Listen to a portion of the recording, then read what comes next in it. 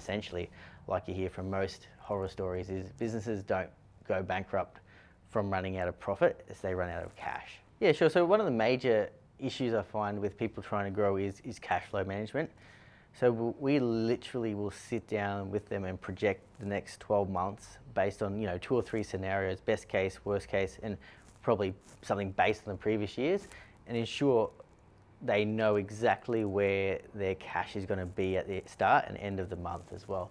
So what that does for this particular client is just allows them to work out how much they got left over, not just profit, but after their balance sheet adjustments have been taken into account. So to make it a bit clearer, so say for instance you've got your profit there on your P&L, your revenue and expenses, but then you also might have an ATO debt that you have to pay, you might have other loans, hire purchases and things. So we look at what cash you got left at the end of the month and go, okay, how he wanted, in this instance, the client wanted to know exactly how much he had left to grow. So he wanted to know how much more repayments he could afford, so how much he could borrow.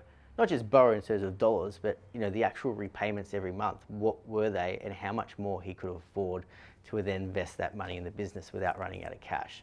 So we helped him through a really tricky phase. He was very aggressive and he wanted to grow as fast as possible, and we just made sure he didn't run out of money along the way. Now being able to make those repayments and can quite comfortably run the business instead of potentially heading into the direction where he was going and getting to a certain month during the year where he's just got no money to pay his credits, and essentially, like you hear from most horror stories, is businesses don't go bankrupt from running out of profit as they run out of cash.